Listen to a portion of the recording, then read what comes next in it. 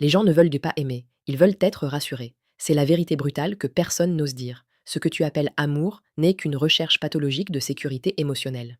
Une tentative désespérée de combler le vide en toi en forçant quelqu'un d'autre à le remplir constamment. Je suis femme claire et je vais te montrer comment cette quête incessante de réassurance détruit exactement ce que tu prétends chercher.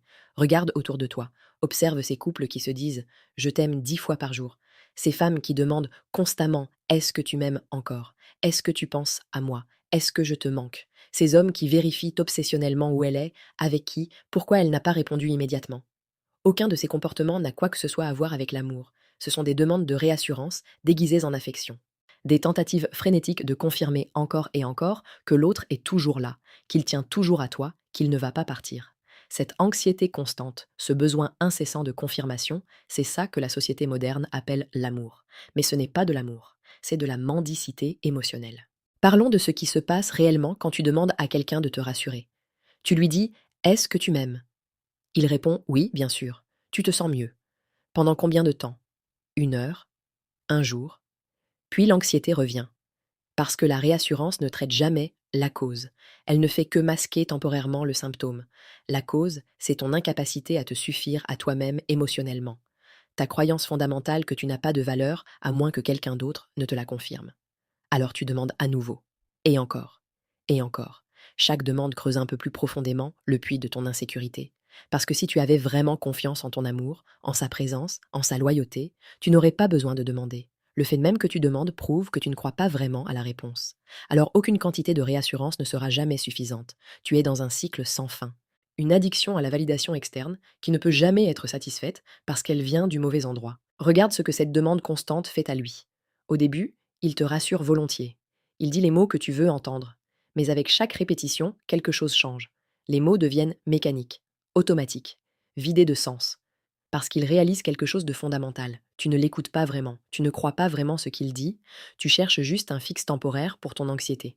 Et cette réalisation crée du ressentiment. Il commence à se sentir utilisé, comme un distributeur émotionnel dont tu appuies sur les boutons pour obtenir ta dose de validation. Cette dynamique transforme ce qui aurait pu être de l'affection authentique en une transaction épuisante. Tu demandes, il fournit. Tu es apaisé temporairement, puis tu redemandes. C'est transactionnel, mécanique et profondément pathologique. Aucune relation ne peut survivre indéfiniment à ce cycle. Éventuellement, il se fatigue. Il cesse de répondre avec la même conviction. Ou il commence à mentir. À dire les mots sans les ressentir. Juste pour te calmer, pour avoir la paix. Et tu sens cette différence. Tu sens que sa réassurance est devenue vide. Alors tu en demandes encore plus. Tu deviens plus insistante, plus désespérée. Et le cycle s'intensifie jusqu'à ce qu'il implose.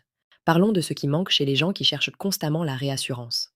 Une fondation interne, une conviction de leur propre valeur qui existe indépendamment de la validation externe.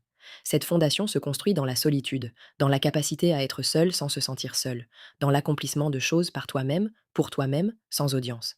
Mais la société moderne a détruit cette capacité. Elle t'a appris que ta valeur vient des likes, des commentaires, des regards, de l'attention que tu reçois. Alors tu arrives dans une relation déjà vide, déjà dépendante de sources externes pour ton estime de toi, et tu attends de ton partenaire qu'il devienne ta source principale, qu'il remplisse un vide que tu aurais dû remplir toi-même avant même d'entrer dans la relation. C'est une tâche impossible. Aucun être humain ne peut être la source complète de l'estime de soi d'un autre. C'est trop de pression, trop de responsabilité, et quand il échoue inévitablement à te faire sentir complète, à te faire sentir suffisante, tu l'accuses de ne pas t'aimer assez. Mais le problème n'a jamais été son amour. Le problème, c'est ton vide intérieur que tu refuses de combler toi-même. Regarde la différence entre demander de la réassurance et offrir de la confiance. Demander de la réassurance, c'est dire prouve-moi encore que tu m'aimes. Prouve-moi que je suis suffisante. Prouve-moi que tu ne vas pas partir. C'est placer le fardeau sur lui, le forcer à performer émotionnellement pour calmer ton anxiété. Offrir de la confiance, c'est dire je te fais confiance. Je n'ai pas besoin de vérification constante. Ta présence suffit. Je n'ai pas besoin que tu me prouves quoi que ce soit. Cette différence est fondamentale. La première approche épuise. La seconde libère. Quand tu offres de la confiance sans demander de réassurance, tu crées un espace où l'affection authentique peut exister parce qu'il n'est pas constamment testé, constamment évalué, constamment forcé à prouver quelque chose. Il peut simplement être. Et dans cet espace de liberté, l'affection réelle peut se développer. Mais quand tu demandes constamment la réassurance, tu crées une prison. Une dynamique où chaque interaction devient une évaluation de son engagement. Et personne ne peut aimer authentiquement dans une prison. Parlons des textos. cette arme moderne de l'insécurité. Tu lui envoies un message, il ne répond pas immédiatement, et immédiatement, l'anxiété monte. Pourquoi ne répond-il pas? Est-il avec quelqu'un d'autre? A-t-il perdu l'intérêt? Tu vérifies ton téléphone compulsivement. Chaque minute sans réponse augmente ton anxiété. Alors tu envoies un autre message, puis un autre, et quand il répond finalement, tu ne dis pas ce que tu veux vraiment dire. Tu inventes une excuse, une question banale, parce que tu ne peux pas admettre la vraie raison de tes messages multiples. Tu cherchais de la réassurance. Tu avais besoin de confirmation qu'il pense encore à toi. Cette dynamique est pathétique et profondément révélatrice de ton insécurité. Compare ça à une femme qui envoie un message et puis continue sa vie. Elle n'attend pas la réponse. Elle ne vérifie pas son téléphone obsessionnellement. Quand il répond, bien. S'il ne répond pas, elle assume qu'il est occupé et elle ne s'en soucie pas. Cette différence dans l'approche communique des choses radicalement différentes. La première dit: j'ai besoin de ton attention pour me sentir stable. La seconde dit: je suis stable indépendamment de ton attention. Et cette stabilité est infiniment plus attractive que le besoin désespéré. Regarde ce qui se passe dans les réseaux sociaux, cette vitrine publique de l'insécurité moderne. Elle poste une photo, elle vérifie compulsivement combien de likes elle reçoit, elle lit chaque commentaire, elle analyse pourquoi il n'a pas encore aimé sa photo, elle en poste une autre, cette fois, en s'assurant qu'il remarquera. Toute cette performance est une recherche de réassurance déguisée en partage social. Elle ne partage pas sa vie, elle mendie la validation, et quand elle l'obtient, quand il like sa photo, quand il commente quelque chose de gentil, elle ressent un soulagement temporaire. Mais ce soulagement dure combien de temps? Quelques heures avant qu'elle ait besoin de la prochaine dose. C'est une addiction, pure et simple, une dépendance à la validation externe qui ne peut jamais être satisfaite parce que chaque dose renforce la dépendance au lieu de la guérir. Une femme sécure ne poste pas pour la validation. Si elle partage quelque chose, c'est parce qu'elle le trouve intéressant, pas parce qu'elle cherche des preuves que les autres la trouvent intéressante. Cette différence de motivation change tout. Parlons de ce qui arrive quand tu bases ta valeur sur la réassurance externe. Tu deviens une marionnette, contrôlée par quiconque détient les ficelles de ta validation. Il apprend rapidement que retenir la réassurance te fait paniquer. Alors il peut te manipuler en la retirant stratégiquement. Il devient distant. Tu paniques. Tu fais des efforts désespérés pour regagner son attention.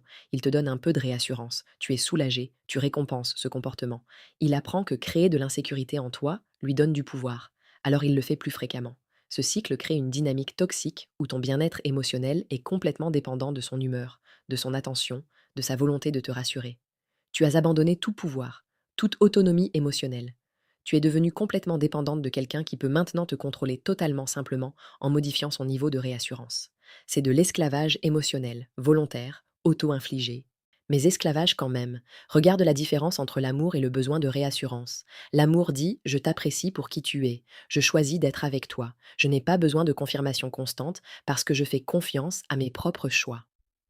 Le besoin de réassurance dit: prouve-moi que j'ai fait le bon choix, prouve-moi que tu es digne de moi, prouve-moi que je suis digne de toi, prouve-moi encore et encore parce que je ne fais confiance ni à toi ni à moi-même. L'amour est stable, calme, confiant. Le besoin de réassurance est anxieux, frénétique, désespéré. L'amour donne de l'espace.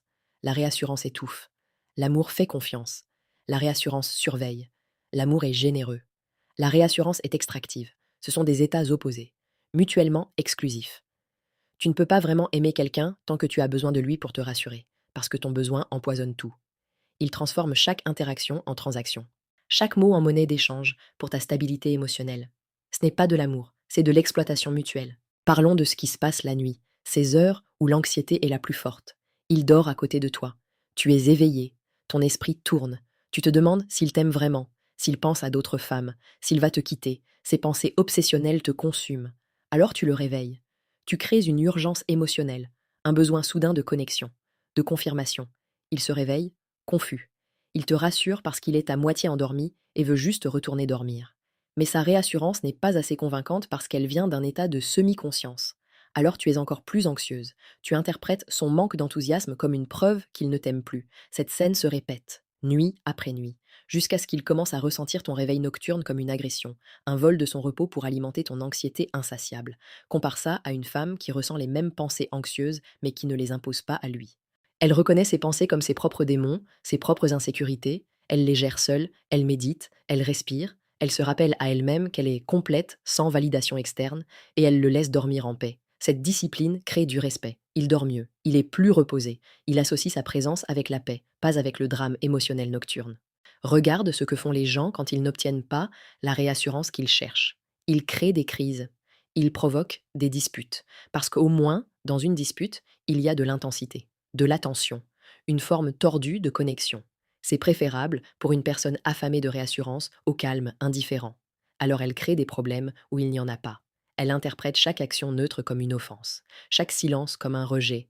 Elle force des confrontations juste pour obtenir une réaction émotionnelle, parce que la réaction prouve qu'il se soucie, même si c'est de la colère, même si c'est de la frustration. C'est mieux que l'indifférence. Cette logique pathologique transforme la relation en champ de bataille permanent, où chaque jour apporte un nouveau conflit manufacturé, un nouveau test de son engagement, une nouvelle demande déguisée de réassurance. Éventuellement, il se fatigue, il cesse de réagir. Il se retire émotionnellement pour se protéger. Et elle interprète ce retrait comme la confirmation de ses pires peurs, qu'il ne l'aime plus, que quelque chose ne va pas. Alors elle intensifie ses efforts, créant un cycle destructeur qui ne peut se terminer que par la rupture ou la résignation mutuelle. Parlons de la jalousie dans ce contexte. La jalousie n'est qu'une manifestation extrême du besoin de réassurance. Tu es jalouse parce que tu as besoin de confirmation constante qu'il te préfère à toutes les autres. Chaque autre femme devient une menace, pas parce qu'elle est réellement une menace, mais parce qu'elle représente une possibilité qu'il pourrait trouver quelqu'un de mieux. Et cette possibilité terrifie quelqu'un qui base sa valeur sur la validation externe. Alors tu surveilles, tu poses des questions, tu crées des règles. Il ne peut pas parler à certaines personnes, il ne peut pas aller à certains endroits. Il doit te rassurer après chaque interaction avec une autre femme. Toutes ces restrictions ne sont que des demandes de réassurance déguisées, des tentatives de contrôler l'environnement pour minimiser ton anxiété. Mais ça ne fonctionne jamais, parce que tu ne peux pas contrôler le monde entier.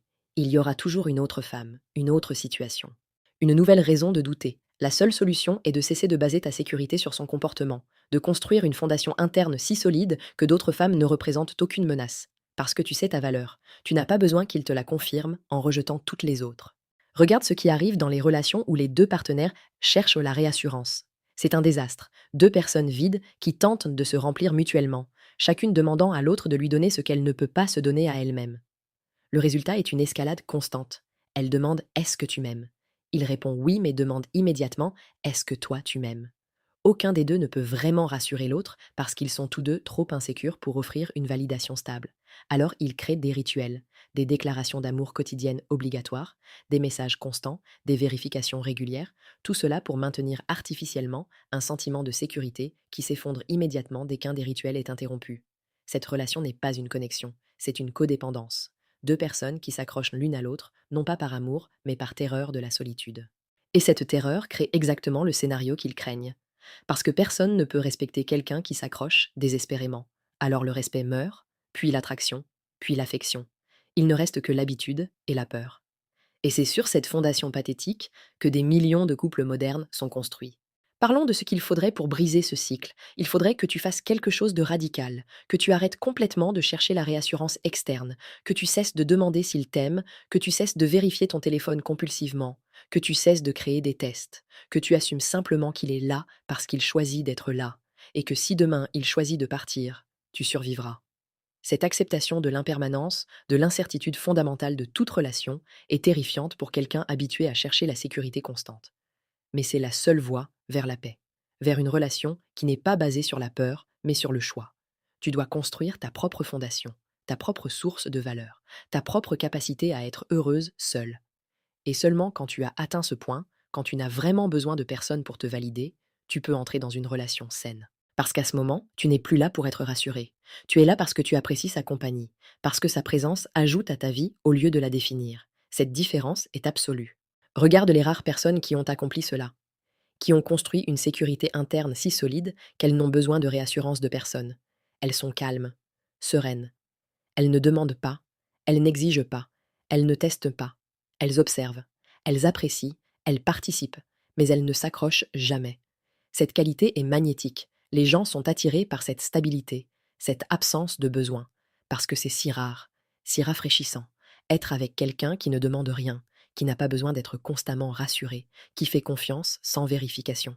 Cette personne crée un espace où l'amour authentique peut exister, parce qu'elle a éliminé la peur, la manipulation, la transaction. Elle offre simplement sa présence, sans condition, sans demande. Et cette générosité n'est non pas du sacrifice mais de l'abondance interne, et ce que l'amour réel ressemble. Les gens ne veulent pas aimer, ils veulent être rassurés. Et tant que c'est vrai, tant que tu cherches la sécurité au lieu de la connexion, la validation au lieu de l'appréciation, la confirmation au lieu de la confiance, tu ne connaîtras jamais l'amour réel. Tu connaîtras seulement sa contrefaçon anxieuse, cette version pathologique que la société moderne célèbre comme normale, comme désirable même. Mais ce n'est pas de l'amour, c'est de la mendicité émotionnelle déguisée en romance. Et chaque fois que tu demandes «Est-ce que tu m'aimes?», chaque fois que tu cherches une confirmation, une preuve, une réassurance, tu creuses plus profondément le puits de ton insécurité. Tu prouves à toi-même et à lui que tu ne crois pas vraiment en ta propre valeur, que tu as besoin de sources externes pour te dire qui tu es. Cette dépendance est la mort de tout ce qui pourrait être beau, de tout ce qui pourrait être réel. Et jusqu'à ce que tu la brises, jusqu'à ce que tu construises une fondation interne si solide que tu n'as besoin de la confirmation de personne, tu resteras prisonnière, non pas de lui, mais de ton propre besoin insatiable d'être rassuré.